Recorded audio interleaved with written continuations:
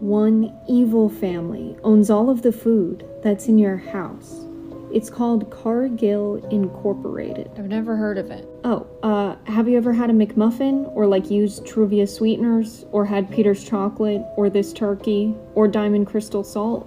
Yeah. They own all of those and more. It is the largest privately owned company in America, larger than the third, fourth, and fifth companies combined. Our story begins 157 years ago when Cargill bought a grain storage warehouse. Then, Game of Thrones style, he married off his daughter Edna to John McMillan, whose family owned even more grain warehouses.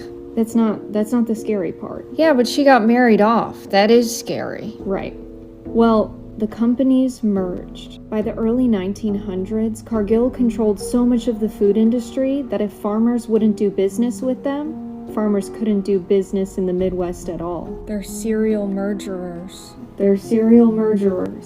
Picture this. Wheat goes on a train from a farm in southwestern Iowa to a mill in Chicago to become flour. The flour goes to a bakery in Pittsburgh to become a hard roll.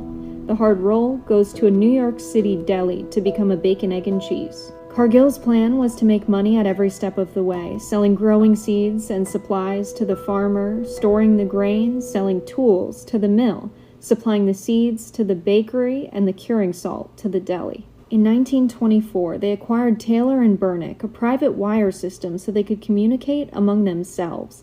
Then they started commodities trading at the Chicago Board of Trade. Because they could spread information fast, if something happened at one location that would affect prices, they would change how they would invest. And because they had so many business arms, they had the best information. It sounds like insider trading, but it was legal. This kind of speculation had a hand in causing the Great Depression, during which Cargill profited off of stockpiling corn because they predicted the shortage.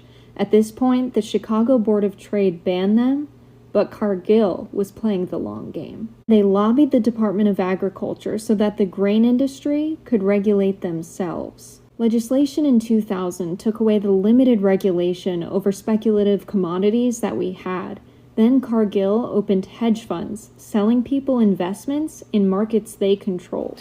They're still expanding. Recently, Cargill completed a merger with Sanderson Chicken, the largest chicken producer in America. Another merger? Cargill is one of 4 companies that control 85% of the world's meat. They control supply and prices, what we eat, and how much we pay for it. The scariest part about this story is that it's true. I said don't make it that scary, because now I'm gonna have freaking nightmares.